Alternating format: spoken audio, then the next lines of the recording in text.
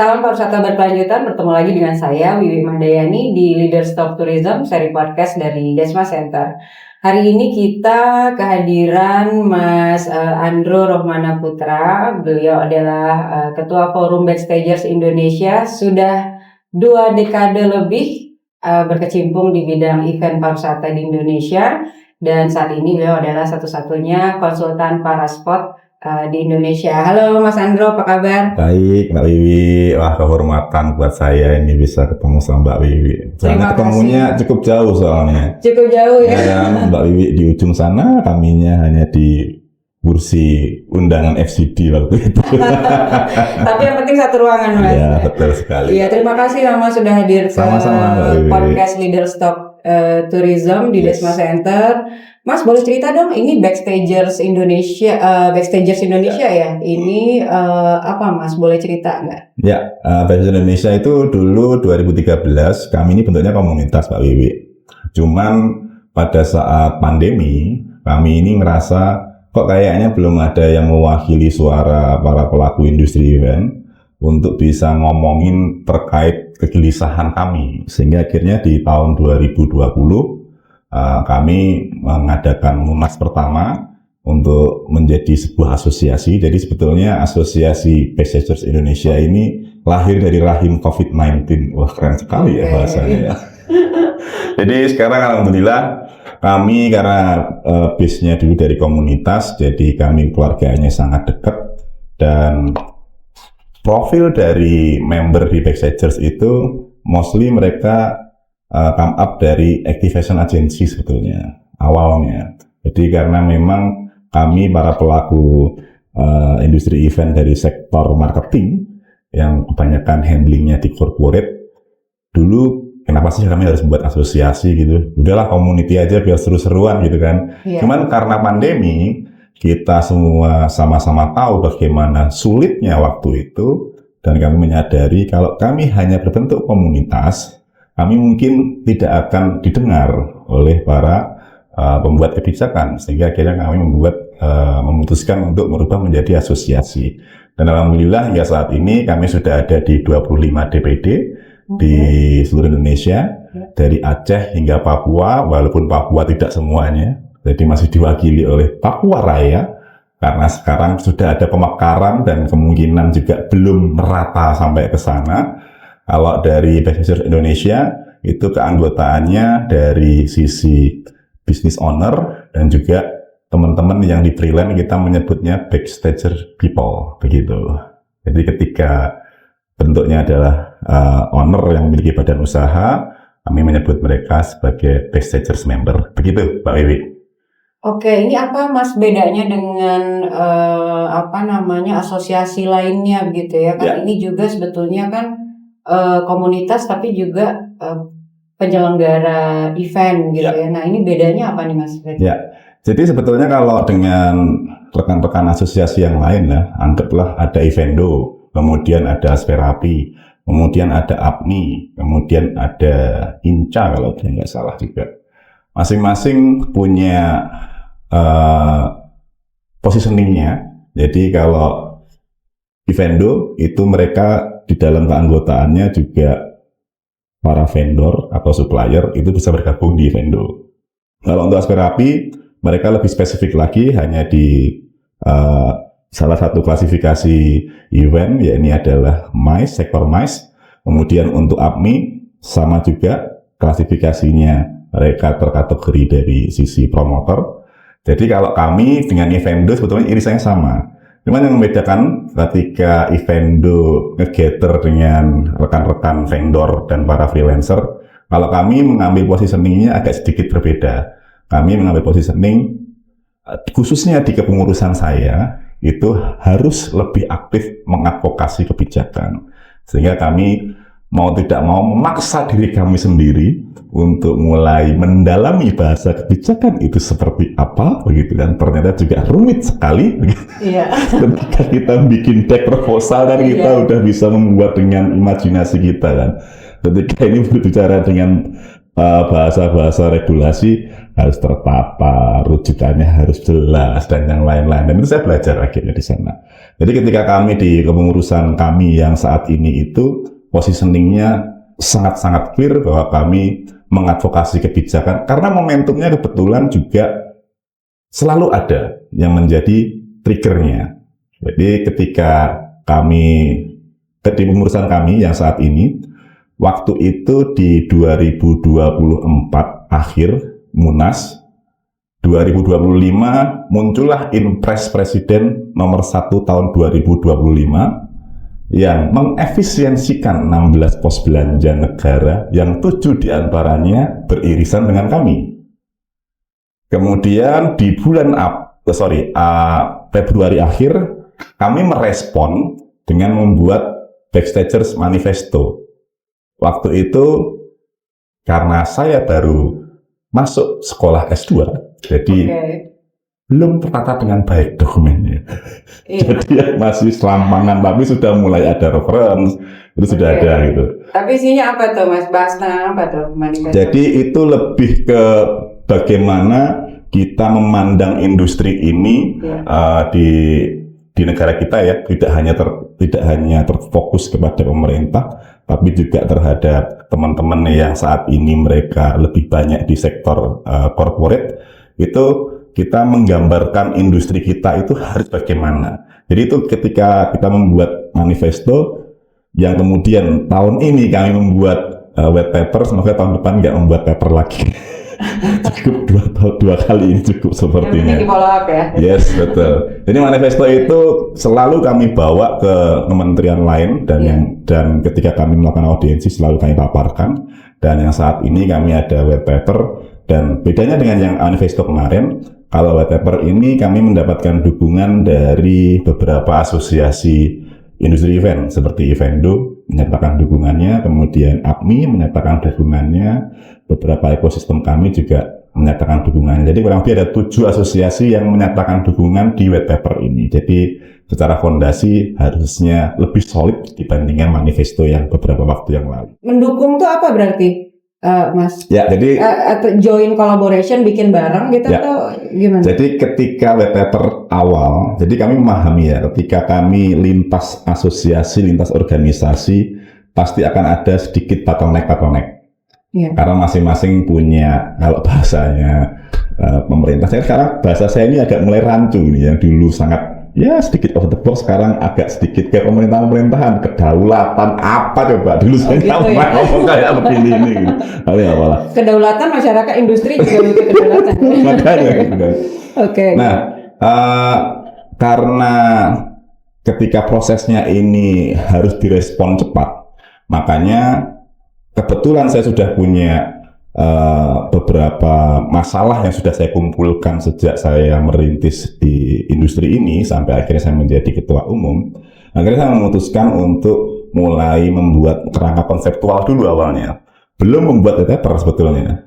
Lebih saya membuat kerangka konseptual. Sebetulnya kalau saya melihat I.O. itu kayak apa sih gitu.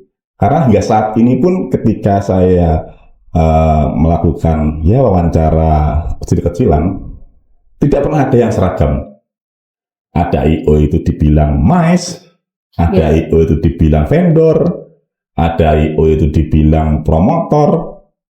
Jadi sangat tidak memiliki pemahaman yang sama, dan ini tidak baik sebetulnya kalau dari sisi industri. Itu tuh di industrinya atau di pemerintahnya? Semuanya. Atau semuanya ya? Jadi pemerintah pusat itu membaca kami itu di kerangka MICE.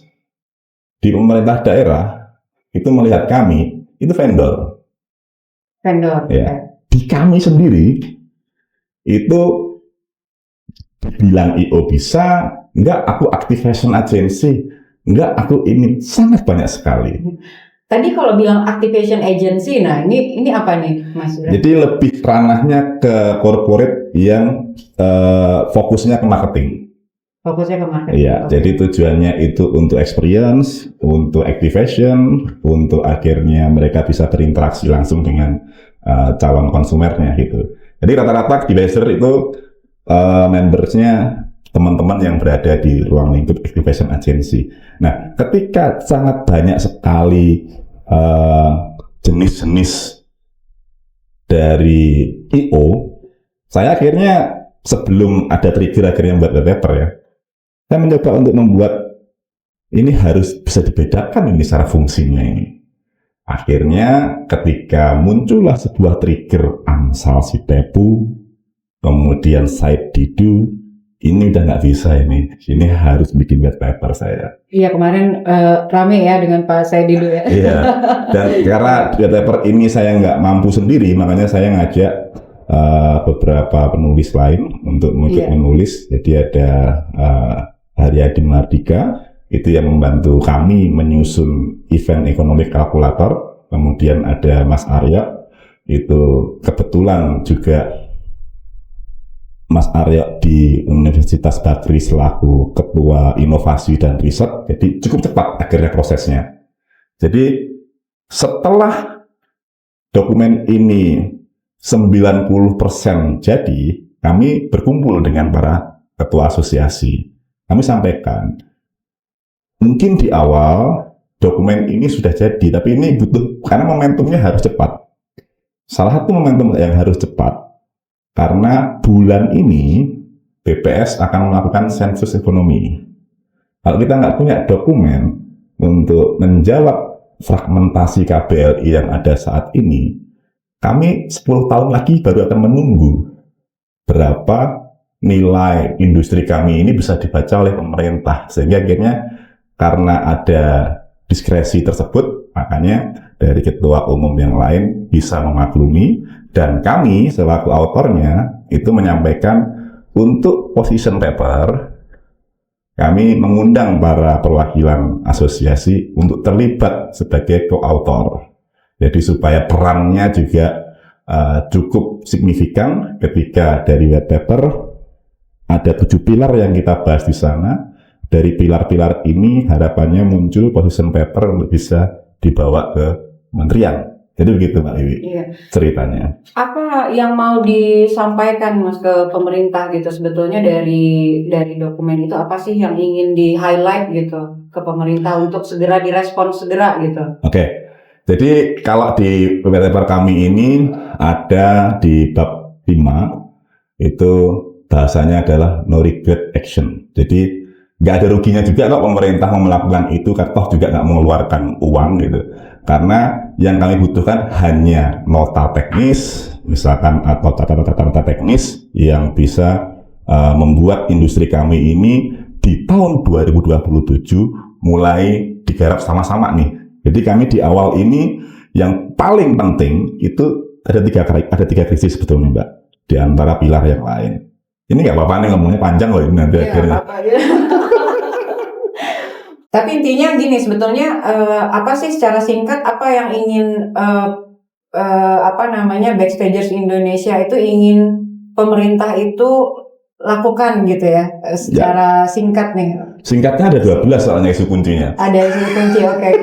Isu kuncinya 12. Mungkin ada quick win nggak ini? Ada, quick winnya 7. Quicknya 7. Jadi yang pertama kami mengkonkordansi KBLI yang dulunya kami ini terbagi menjadi 2 kode, sekarang hanya 1 dan terpecah di 58 kode yang ada. Kami menerbitkan catatan teknis konkordasi yang kami kirim kepada BPS untuk kami sampaikan sebagai positive list bahwa KBLI Sewason ini bagian dari kami loh. Kami tidak minta KBLI-nya dirubah. Itu sangat rumit pasti prosesnya.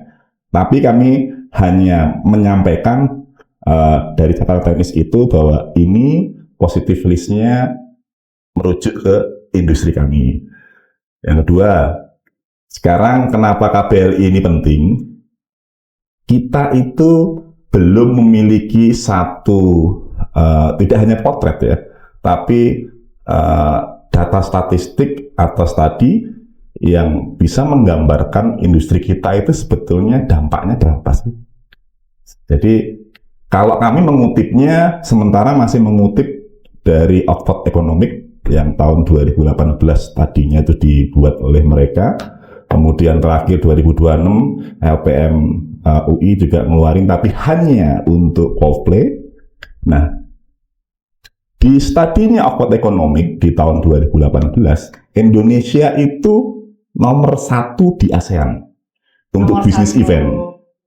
dalam Bisnis bisnis event. event. Yes, Tapi dalam apa yang didampaknya total atau- output ekonominya, dampak ekonomi langsungnya nomor 1 di ASEAN. Nah, sayangnya waktu itu kok nggak ada yang ngomongin gitu loh maksudnya. Sedangkan ini baseline-nya udah lama banget, udah 9 tahun. Iya. Jadi menurut kami, kalau kami selamanya ini tidak memiliki sebuah data yang betul-betul valid, selamanya kami akan dianggap hanya sebagai tukang panggung. Kamu hanya buang-buang duit. Itu hanya kegiatan yang sekali seremoni. Padahal di studinya Oxford Economic, itu multiplier effect kami itu 2,36 kali. Jadi sebetulnya ada dampaknya. Kemudian yang pilar kedua, mengenai perizinan, itu masalah klasik, Mbak. Ya. Sampai sekarang itu masih masalah klasik. Ketambahan tata kelola royalti yang sampai sekarang belum tuntas juga. Royalti yang kami kritisi itu Ini royalti musik berarti ya? betul. Jadi kemarin waktu di konferensi musik, saya keras sekali di sana.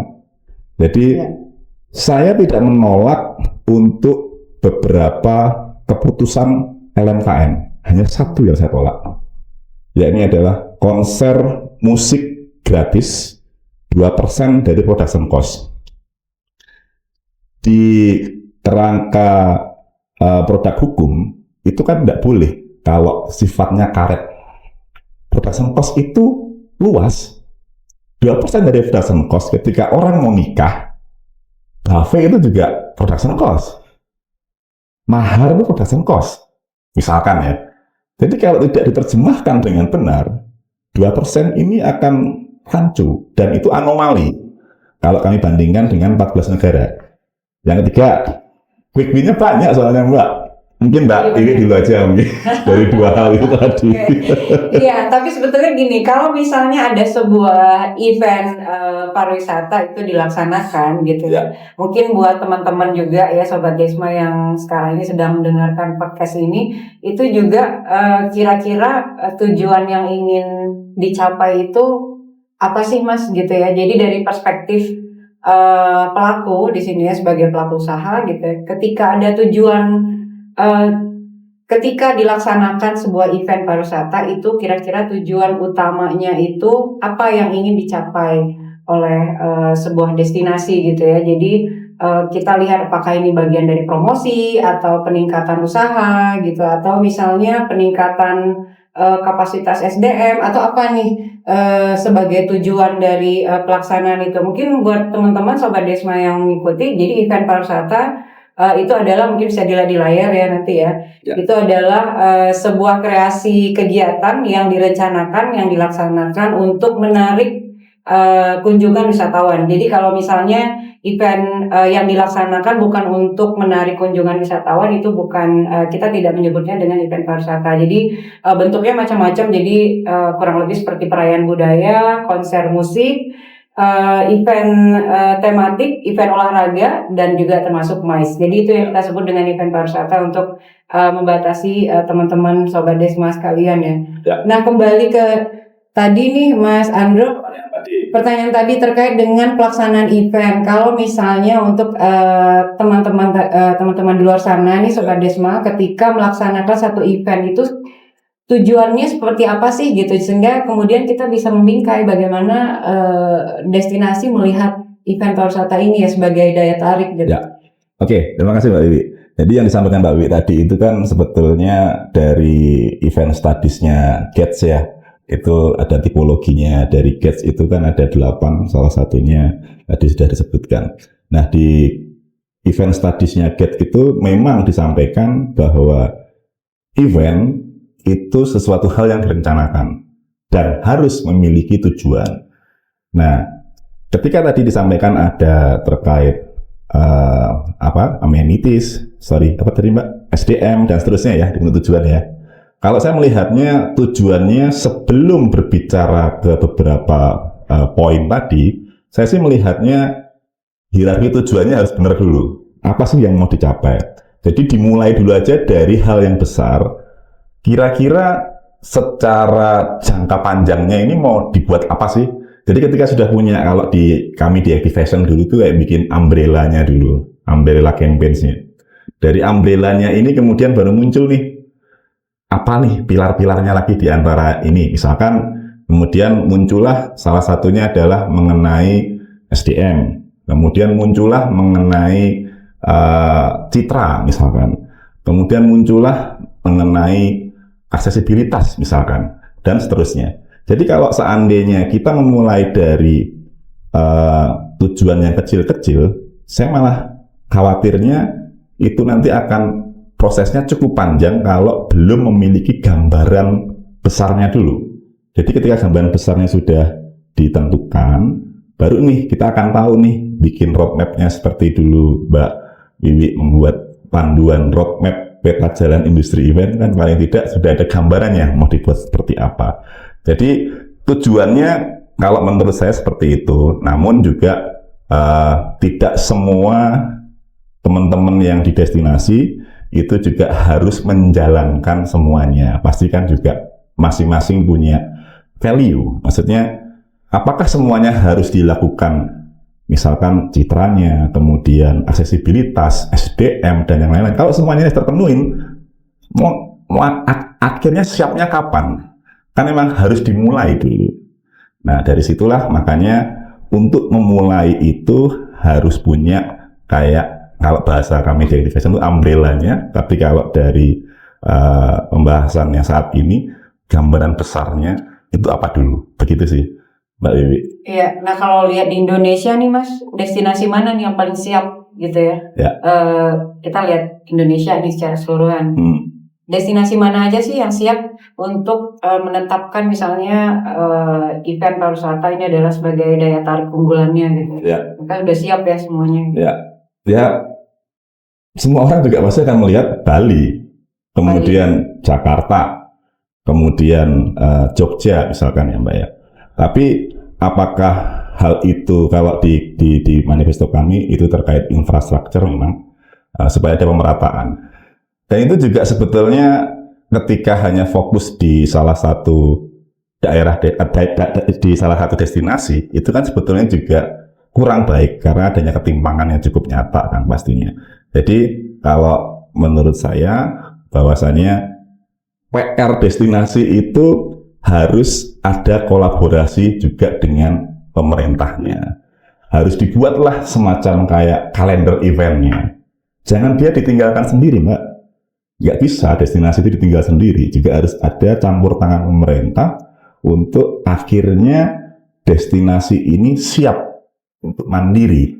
Yang terkadang ketika ganti kepala daerah misalkan, karena ini terjadi ketika F8 Makassar kan, ganti kepala daerah, ini produknya yang lalu gitu. Nah, kan gitu.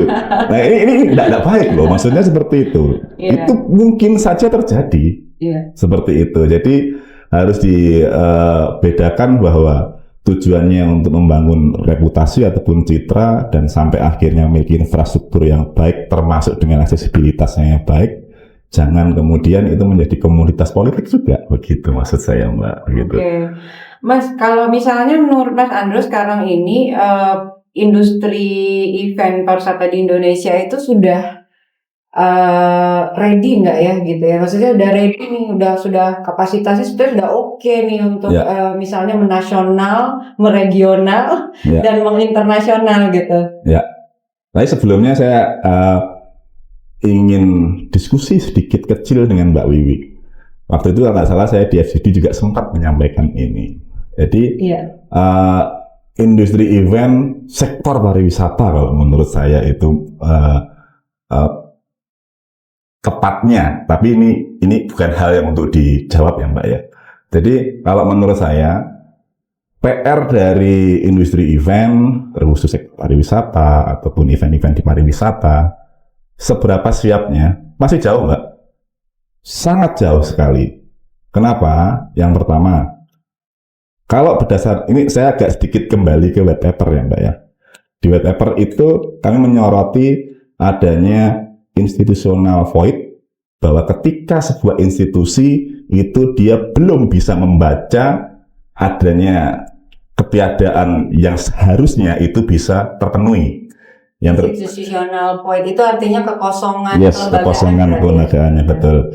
Yang dimana di situ ada secara statistical void, legal void, kemudian functional recognition void. Ketika industri pelaku-pelakunya ini tidak dipahami sebagaimana fungsi yang harusnya dijalankan oleh mereka, itu yang pertama sudah tidak sehat. Karena industri yang baik itu harus diperlakukan sebagaimana mestinya, kita sama-sama menjaga industri yang ada. Yang kedua, mengenai kejadian AMSAL. Sistem di negara kita itu belum bisa membaca bahasa kreativitas, dan di event itu sangat relate. Ada beberapa komponen ketika kami itu melakukan proses tender misalkan, komponen yang kadang di situ tuh bunyinya hanya mengenai kreatif, dan itu akan menjadi masalah ketika belum memiliki cara membaca yang tepat untuk itu. Terus yang berikutnya, jadi gimana tuh cara bacanya ya, sehingga bisa terbaca tadi ya, bisa diukur secara statistik juga gitu, seperti disampaikan di awal. Untuk yang kreatif ya. Ya kalau yang kreatif itu kayak termasuk ini ya, kita kan bicara event pariwisata. Ya. Kalau yang untuk yang pertama nih secara statistikal itu kita sudah mengeluarkan kepada BPS, semoga segera direspon sama mereka, catatan teknis konkordansi KBLI dari 58 itu, supaya nanti bisa secara industri bisa terbaca dengan baik. Kemudian yang kedua mengenai pertanyaan saya tadi tuh kenapa ini sulit sampai sekarang gitu ya, industri event ini kenapa sampai sekarang sulit diukur ya? Jadi mengukur gimana tadi Mbak Wiwi? Oke, jadi tadi pertanyaan saya sebetulnya terkait berlanjut nih sama dari yang tadi tuh Mas gitu. Jadi kenapa sih sampai sekarang itu industri event terutama yang pariwisata ya, ini pariwisata lebih niche lagi nih. Betul. Gitu. Jadi event pariwisata itu masih ada tantangan gitu untuk diukur gitu, apalagi tadi udah disampaikan ada secara statistik lagi gitu. Ya. Oke, ngukur ya Mbak. Jadi ini saya boleh ngomong apa adanya kan? Boleh banget. Ya kan? Waktu bulan ini saya sedikit supaya ada pengantarnya dulu ya Mbak ya. Saya bulan November tahun lalu itu diundang menjadi salah satu juri Wonderful Indonesia bersama dengan 2 juri lainnya. Waktu itu sudah ada nomini yang diserahkan kepada kami sekitar 20. Kemudian ketika kami membaca, sudah ada beberapa data-data yang dipaparkan, dan saya menanyakan, itu jujur saya menanyakan, data ini didapat dari mana? Saya boleh tahu nggak rawnya datanya seperti apa? Jangan kami ini terbiasa dulu ya, kami di teman-teman itu terbiasa melakukan kosmetik untuk data-data. Jadi karena sekarang ya terima kasih saya terinspirasi dari Mbak Wiwi, saya harus melanjutkan studi. Jadi sekarang saya nggak boleh lagi untuk seperti itu. Nggak ada step back gitu. Ya harus betul-betul bisa dipertanggungjawabkan. Saya sampai seperti itu. Jadi ketika dari Pokjanya pun juga kami dapatnya juga seperti ini. Sampai akhirnya kami di juri menyampaikan, baik kalau begitu karena ini sifatnya apresiasi, jadi kami hanya menilai untuk bisa mengapresiasi siapa yang akan mendapatkan penghargaan tersebut. Kembali lagi seperti itu.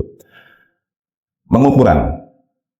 Sayangnya di kita ini tidak punya tools yang bisa digunakan bersama-sama oleh para pelaku industri dengan metodologi yang benar, bisa dipertanggungjawabkan, bisa diaudit, itu tidak ada.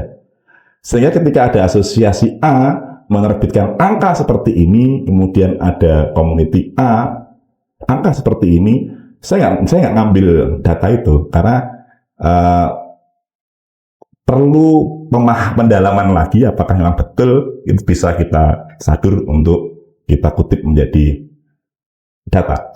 Kembali lagi ke pengukuran yang masalah bagaimana kita bisa mengukur industri kita terus pariwisata. Jadi Mbak, kalau yang di kita ini kan sebetulnya yang menjadi baseline-nya kan harus menggunakan tabel IO-nya BPS, kemudian harus terkoneksi sama turisme satelit juga, terus kemudian minimalnya adalah secara dampak ekonomi langsung sama serapan tenaga kerja, terus kemudian dampak tidak langsungnya UMKM yang terlibat itu harus ada. Kami di sini nanti di IFS itu akan memberikan tools itu, tapi hanya freemium ya, dalam artian selama setahun karena ini tujuannya untuk industri itu menggunakan bersama-sama. Tapi kalau untuk government ya bayar lah gitu. Tapi kalau untuk para pelaku yang betul-betul ingin menggunakan itu bisa menggunakan tool itu supaya industri kita bisa dilihat dengan baik. Jadi kalau pengukurannya di kami di bahasanya adalah event economic calculator itu tadi, Mbak Wiwi. Oke, itu apa itu, Mas? Berupa tools atau berupa software as service? Software. Oh, yes. Oke. Jadi untuk mengukur, untuk apa nih? Untuk mengukur dampak, mengukur. Jadi ada 10 modul. Yang modul pertama itu untuk mengukur dampak ekonomi langsung, tidak langsung, dan terinduksi. Kemudian yang kedua menghitung jumlah media value, termasuk destination score, dan juga ada lagi yang kami sebut di sini itu adalah untuk keberlanjutan audiens yang pernah hadir di event tersebut untuk kemudian bisa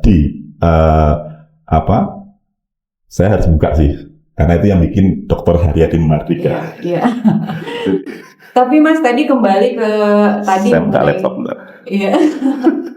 Nggak apa-apa, bisa ditunjukin ya. Lanjut, Pak. Nanti Mas, kalau misalnya yang terkait tadi nih kan disebutkan bahwa industri kita belum siap nih untuk tadi ada pertanyaan mengenai kesiapan industri kita. Nah, ternyata industri kita belum siap gitu. Kalau saya kan melihatnya, oh ini industri kita udah keren ini, udah siap udah siap on the go gitu ya, udah siap bahkan sudah ada yang go internasional juga gitu. Nah, jadi sebetulnya kalau dianggap belum siap, apa nih yang harus didorong gitu? Sebenarnya masalahnya di mana sih? Sehingga dilihat ini sebagai belum ada kesiapan gitu. Ya. Jadi kalau kita berbicara, kalau saya sedikit mengadopsi dari Kementerian Ekraf yang dia menggunakan pendekatan kolaborasi Exahelix, di mana saat ini kami ini masih berdiri sendiri-sendiri, Mbak. Itu jujur. Bahkan kami antar asosiasi pun masih punya pemahaman sendiri-sendiri. Belum terkoneksi bahwa ada hal yang harus kita perjuangkan bersama. Yang tadi kita sempat singgung juga. Di sisi government pun juga memahami, kami pun juga berbeda. Tapi saya kembali lagi yang lain. Kenapa saya berbicara tidak siap? Kebetulan saya salah satu pelaku yang salah satu pekerjaan saya itu keliling Asia, Mbak, untuk di kegiatan multi-parasport event di Asia. Terakhir kemarin saya di Thailand. Kenapa? Karena para pelaku, teman-teman kita ini, mereka sudah cukup nyaman dengan apa yang mereka miliki saat ini. Itu yang pertama. Jadi ketika saya sedikit membela yang melanjutkan jenjang seperti Mbak Wiwi gitu kan, nggak boleh kita sama teman-teman, lu nggak boleh ngomong kalau lu udah expert, nggak bisa. Sana pun akan melihat keekspertanmu itu harus bisa tervalidasi secara kompetensinya. Ini saya sedikit belok sedikit yang ke acara event konser ya, Mbak ya. Dua Lipa lah acara. Kenapa Dua Lipa nggak jadi? Kan hanya masalah sepele. Ada satu barang yang tidak bisa ditunjukkan sertifikat SNI-nya, masalahnya seperti itu ya. Dan juga ketika orang-orang global ke sini melihat para pekerja kita itu masih penean kalau bahasa Jawanya, tanpa menggunakan safety, apakah sudah siap? Kalau secara umum kita harus positif, siap. Tapi kan saya pelakunya, saya yang tahu sebetulnya kondisinya seperti apa. Jadi yang nggak kalah penting, Mbak, sayangnya kalau yang sekarang kita dorong itu adalah untuk di event management company, setiap melakukan event itu harus membuat laporan dampak event. Jangan laporan pertanggungjawaban mencari nota kanan kiri supaya bisa melampirkan tagihannya. Buat apa? Kalau digital agency aja bisa memberikan sebuah laporan berapa impresinya, berapa engagementnya, event harus bisa. Kan hanya diperlukan toolsnya untuk itu. Bayangkan ketika itu akhirnya semua seragam mau menggunakan itu dan punya kualifikasi tertentu untuk bisa menjalankan itu, saya rasa kita akan lebih unggul dibandingkan yang lain. Begitu sih, Mbak. Jadi saya harus berbicara jujur karena saya pelakunya. Jadi saya tahu nih yang terjadi di antara kami ini gitu. Tapi kalau secara positif, ya kita harus positif. Siap, Mbak. Oke, gas gitu. Gas ya. Oke, gas gitu. Tapi saya harus menyampaikan realitanya seperti itu, Mbak. Ya, jadi bagian mana nih Mas yang perlu diperkuat nih dari teman-teman pelaku event pariwisata agar mereka itu berarti kan bisa lebih profesional ya, Yes, bisa lebih itu. fulfill dari requirement Betul, gitu. Nah. betul. Karena profesional saya merasakan sendiri, Mbak, ketika saya sekarang punya sertifikat para spot consultant, saya itu udah dalam artian udah menentukan benchmark sendiri. Jadi saya harus dibayar berapa, itu pun juga udah punya benchmarknya lah, seperti itu. Dan teman-teman masih belum lihat itu. Yang perlu saya sampaikan juga, ini saya nggak masalah kan ngomong apa adanya. Kenapa saya dorong di white paper itu ada namanya ECOP, Event Kompetensi Pathway. Sertifikasi di Indonesia itu rata-rata disewain. Mau ngomong apa? Sertifikasi apa nih Mas? Sertifikasi apapun disewain hanya untuk kepentingan tender. Berarti ini lebih konteksnya ke usaha ya berarti ya? Ke usaha maupun ke pelaku ya, pelaku iya. usaha ya? Jadi ataupun SDM. Pelaku, misalkan ada teman-teman freelancer ataupun MC gitu ya, saya itu sudah punya sertifikasi MC BNSP, tapi kok nggak guna. Nah, kan apa gitu indikator ketika kamu itu sudah punya sertifikasi? Ini PR-nya harus bersama-sama, Mbak, nggak bisa kami sendiri. Jadi harus bersama-sama dengan yang peduli dengan industri ini gitu.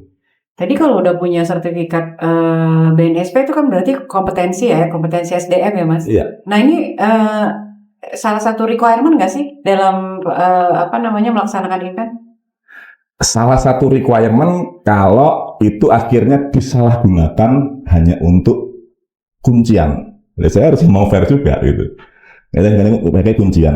Saya sedikit banyak belajar dari ketika ngambil certification global, Mbak. Mereka itu punya persyaratan setahun harus melampirkan evidence berapa jam kamu belajar. Itu yang kita tiru sebetulnya. Jadi udah nggak bisa lagi sewa-sewa sertifikat. Itu jamak terjadi soalnya. Bahkan kita pengen mendorong untuk event itu diperlakukan hampir sama dengan konstruksi. Ada SBU-nya, sertifikasi badan usahanya juga. Karena kompleksitasnya sama sebetulnya. Antara kontraktor maupun kami, hanya bedanya dia bentuknya fisik, kami bentuknya adalah fisik tapi habis pakai. Tapi secara kompleksitas sama sebetulnya. Berarti sekarang belum ada kayak sertifikasi yang terkait dengan badan usaha? Belum ada ya? Karena mungkin ini kali terkait dengan risiko nggak? Kalau event tuh risikonya apa tuh? Menengah tinggi apa? Ya. Jadi yang pertama tergantung skalanya. Ketika skalanya dia itu sudah masuknya ke nasional ataupun sudah masuknya mega event, maka secara resiko sangat tinggi. Bahkan di Inggris dia sampai memiliki satu sertifikasi tertentu mengenai event karena memang resikonya tinggi di sana. Dan di sana saya juga belajar di salah satu pilar kami itu, kami menghendaki ketika perizinan itu harus ada quality assurance dari asosiasi. Jadi supaya nggak banyak event-event promotor konser tiba-tiba menjelang acara entah kemana, yang kena ya kami. Kami ini nggak pernah berbuat apapun, tapi kami yang selalu ditembakin. Tadi jujur Mbak, di Messenger kami selalu ditembakin untuk itu, termasuk BGN. Ada 100 miliar event, dan saya juga tidak tahu siapa orang-orang itu juga kami sampaikan di white paper. Untuk pengadaan, kita mengharapkan ada due diligence. Kalau tidak tergabung di asosiasi, buat apa?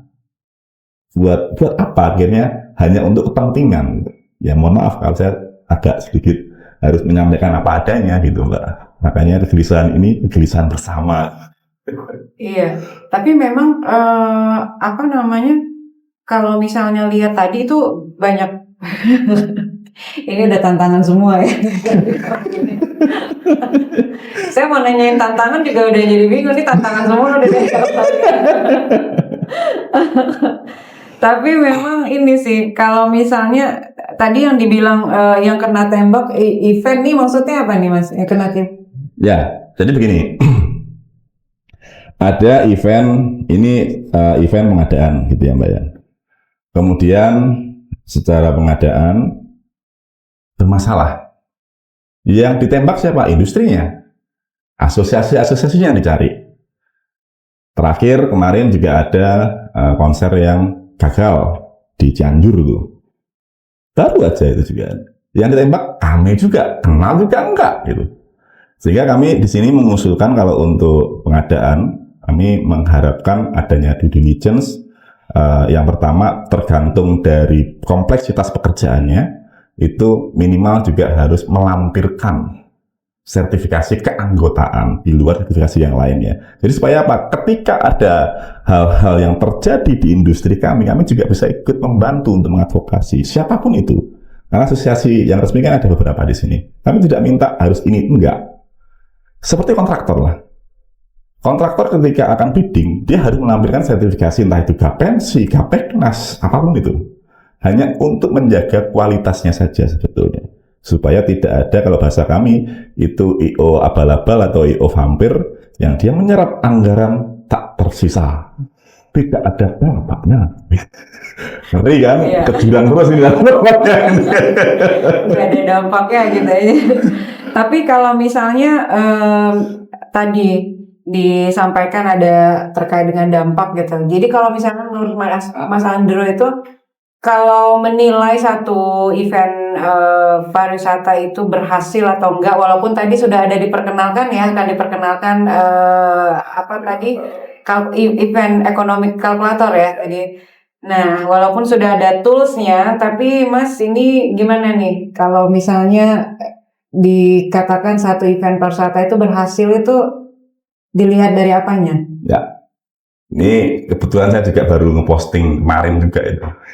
Iya. Jadi ngeposting di sosial media sih untuk konten. Kebanyakan kalau buat teman-teman yang baru menginisiasi event, itu sukses itu dilihat dari indikator ramenya orang yang datang. Padahal itu kan terlalu sempit kalau hanya untuk membicarakan mengenai berapa orang yang hadir. Jadi kalau saya melihat sukses itu ketika beberapa indikatornya itu bisa terpenuhi, misalkan kayak tadi ada dampak ekonominya, UMKM-nya yang dilibatkan beberapa, terus kemudian orang yang datang ke sana kemudian kembali itu berapa persen, terus kemudian dari sisi aksesibilitas misalkan ya, ataupun SDM-nya ya, ada transfer knowledge ketika ada kegiatan di sana, transfer knowledge kepada para SDM yang ada di daerah itu juga dilakukan. Itu menurut saya sukses itu cukup banyak multi indikator lah kalau menurut saya, nggak bisa ke satu indikator saja. Tapi kalau saya memandangnya bahwa sukses itu tidak bisa sendirian, Mbak. Harus ada kolaborasi antara destinasi tersebut, misalkan kemudian dengan stakeholder yang lain untuk dipikirkan bersama bagaimana sih sebetulnya setelah ini, terus berikutnya bagaimana, ini nggak kelihatan, jadi segini lagi. Berikutnya bagaimana, sampai akhirnya destinasi itu bisa betul-betul mandiri dengan sendirinya. Jadi sukses nggak bisa dilihat dari satu indikator, tapi beberapa indikator harus diukur semuanya. Begitu Mbak, ini saya sudah buka ini. Sudah ketemu akhirnya tadi. Sudah ketemu akhirnya toolsnya ya. Iya. Mas, ada lagi nih, kalau misalnya selama ini kan ada beberapa destinasi pariwisata kita nih hanya ramai pada saat satu event pariwisata terselenggara gitu. Nah kemudian setelah eventnya selesai, udah nih. Nah itu gimana nih menurut Mas Andro, apa yang harus diakselerasi gitu, diperkuat gitu dari hal-hal seperti itu, atau memang ya wajar seperti itu gitu ya, atau gimana nih? Ya, jadi sebetulnya kalau event ketika rame, kemudian setelah itu tidak rame lagi, jadi yang harus, kalau dari kacamata saya pribadi ya Mbak ya, event itu kan itu tadi harus men-trigger untuk tujuan tertentu. Jadi jangan kemudian mengandalkan sebuah event untuk keberlanjutannya. Jadi gunakan event ini untuk men-trigger apa yang sudah kalian rencanakan secara besarannya nih. Jadi kalau saya melihat bagaimana event ini supaya bisa terus dilakukan, saya mengambil contoh seperti Solo. Jadi Solo itu kan secara destinasi dia juga dikenal sebagai kota budaya, mungkin hampir sama dengan Jogja juga. Tapi ada momentum tertentu ketika mereka itu harus membuat kayak semacam apa ya namanya itu yang pawai keraton itu, saya lupa itu apa itu. Apa sih itu? Festival yang ada kayak itu gunungan terus kemudian mereka suro itulah kayak begitu. Suro, iya. Ya, itu mereka biasanya malam suro itu ada kayak tumpengan yang gede banget gitu Mbak. Jadi semua datang, kemudian mereka ngambil rame-rame lah di sana karena itu dilihat bahwa bertuah seperti itu. Tapi tanpa adanya kegiatan itu, kebudayaannya kemudian para pelakunya juga masih bisa menjalankan aktivitasnya seperti biasanya. Tentu untuk menjadi seperti itu nggak bisa dia sendiri. Kalau kami di Paper agak sedikit lemah Mbak ini. Kalau saya nggak apa ya, agak sambung-sambungin nggak apa ya Mbak ya. Karena ini penting. Semua penting sih kayaknya. Semuanya penting ya, di highlight ya. Nah, waktu itu saya di Konferensi Musik Indonesia Mbak. Ya. Saya kebetulan satu panggung dengan Dirjen Pajak. Pas kebetulan slide-nya beliau itu tentang sponsor, di skip. Pak kejar, Pak, harus dibahas itu. Itu penting buat saya gitu. Iya, ini rumahnya ada, tapi kebijakannya yang belum ada. Nah, itu bagaimana? Perlu dorongan ke para kementerian-kementerian untuk dorong. Saya melihatnya begini, ketika saat ini negara sedang prioritas terhadap pos belanja tertentu, ya kita harus mendukung itu. Terus kemudian, apa yang harus bisa kita lakukan untuk itu terlalu sensitif saja. Ya, kita harus mendukung itu kan gitu kan. Kita harus mendukung itu gitu. Akhirnya tadi udah nahan ketawa. Oke, Ya. terus Jadi di peraturan Menteri Keuangan itu, Mbak, Iya. sponsorship itu bisa mengurangi beban pajaknya jika digunakan untuk kegiatan yang sifatnya CSR. Entah itu bentuknya untuk pendidikan, olahraga, sosial yang lain.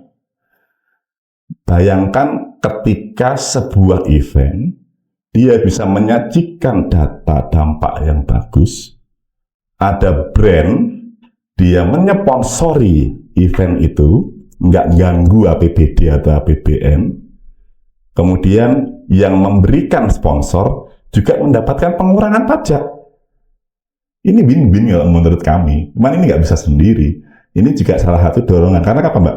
Teman-teman kami di daerah itu tidak hanya destinasi aja. Itu juga mereka hidup segan mati pun tak bisa juga kan. Bukan tak mau, tak bisa gitu kan. Karena anggaran APBD udah nggak bisa bergerak. Kegiatan-kegiatan activation dari Jakarta ngesup ke yang lain-lain hanya manpower. Udah tidak ada beberapa komponen barang, sehingga akhirnya secara margin tipis. Ketika ada salah satu terobosan mengenai insentif fiskal untuk para brand atau korporasi yang mensponsori event, tidak hanya dianggap sebagai biaya pengeluaran marketing, tapi dianggap juga sebagai pengurang pajaknya. Saya rasa itu solusi sih, Mbak. Ya itu deh. Pariwisata bergerak, pelakunya semua juga bergerak, hanya harus menggunakan standar yang sama. Jangan kemudian selesai bawa laporannya, notanya ini, fotonya ini, udah gak laku itu. Kita harus ngomongnya, bentuk dokumennya berbeda, udahan gitu. Berapa orangnya kerja, UMKM sana itu omsetnya berapa, orang di rumah mereka, misalkan kayak kru sound, ketika pulang ke rumah dia belanja berapa, spendingnya berapa, kan begitu sebetulnya, Mbak. Sehingga yang sponsori juga seneng, negara pun seneng, karena ekonominya bergerak di sana. Saya mohon didukung juga untuk itu, Mbak, karena ini tidak hanya untuk kami, untuk destinasi juga sebetulnya, supaya brand itu mau, supaya pemerintah bisa memberikan insentif fiskal terhadap corporate yang mau membuat, mau memberikan dana sponsor, tapi ini perlu kajian yang mendalam. Ini kan sifatnya masih usulan, Mas Yon. Begitu, Mbak Jadi Wiwi. semua gerak ya. Semua gerak. Iya. Mas ada harapan untuk sebelum saya ke sana, Bapak ada mau, ini kayaknya ada titipan pertanyaan kemarin. Udah oke. Nanti pertanyaan jangan ke jurang terus ya. Pertanyaan tepi jurang. Ini pertanyaan tepi jurang ya. Tapi oke, Mas Andro, ini ada ini nggak, apa namanya, ada harapan nggak terkait dengan event pariwisata di Indonesia, gimana agar ini bisa menjadi lebih berkembang gitu ya, Ya. berdaya saing, industrinya juga bisa lebih profesional gitu. Ya. Jadi sebetulnya kalau kita mau melihat studinya Oxford Economic tahun 2018 itu sudah punya modal sebetulnya. Indonesia pernah di posisi itu, unggul di ASEAN, yang itu harapannya bisa tidak hanya secara kertas, tapi juga betul-betul kita bisa menuju ke sana. Melalui apa saja? Tentu saja butuh pemikiran-pemikiran yang bisa membuat industri kita jauh lebih baik di luar paper yang kita buat itu. Pastinya juga harapannya bisa diharapkan dari para pelaku juga sama-sama ikut mengadvokasi kebijakan.